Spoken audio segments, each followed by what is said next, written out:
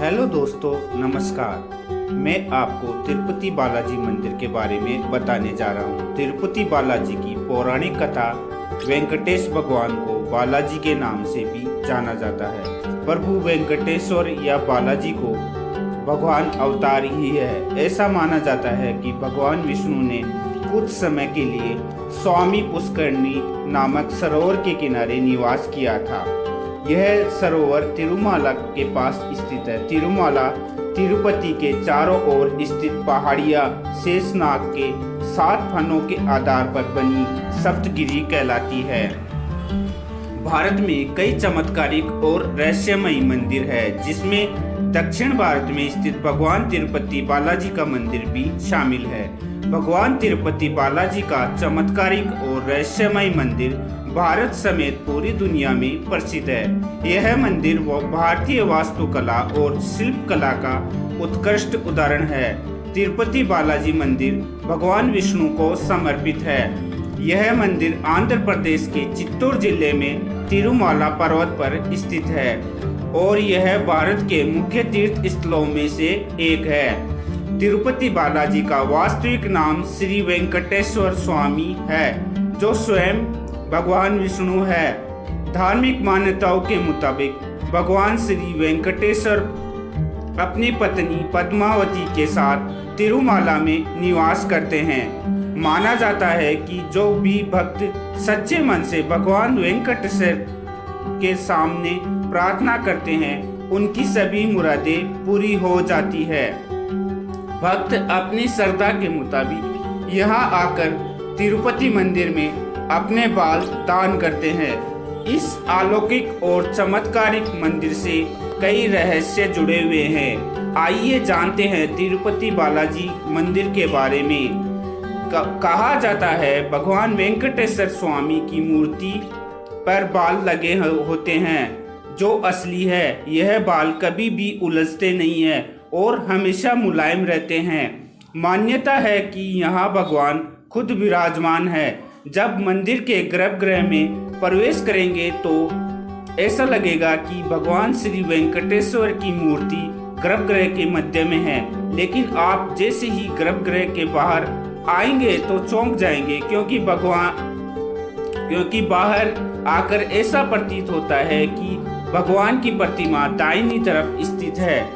अब यह सिर्फ भ्रम है या कोई भगवान का चमत्कार, इसका पता आज तक कोई नहीं लगा पाया है। मान्यता है कि भगवान के इस रूप में मां लक्ष्मी भी समाहित है, जिसकी वजह से श्री वेंकटेश्वर स्वामी को स्त्री और पुरुष दोनों के वस्त्र पहनाने की परंपरा है। तिरुपति बालाजी मंदिर में भगवान वेंकटेश्वर की प्रतिमा अलौकिक है। यह विशेष पत्थर से बनी हुई है। यह प्रतिमा इतनी जीवंत है कि ऐसा प्रतीत होता है जैसे भगवान विष्णु स्वयं यहाँ विराजमान है। भगवान की प्रतिमा को पसीना आता है, पसीने की बूंदें देखी जा सकती है, इसलिए मंदिर में तापमान कम रखा जाता है। श्री वेंकटेश्वर स्वामी के मंदिर से 23 किलोमीटर की दूरी पर एक गांव है, जहां गांव वालों के अलावा कोई बाहरी व्यक्ति प्रवेश नहीं कर सकता। इस गांव के लोग बहुत ही अनुशासित हैं और नियमों का पालन कर जीवन व्यतीत करते हैं। मंदिर में चढ़ाए जाने वाले सामग्री जैसे कि फूल, फल, दही, घी, दूध, मक्खन आदि इसी गांव से आते हैं।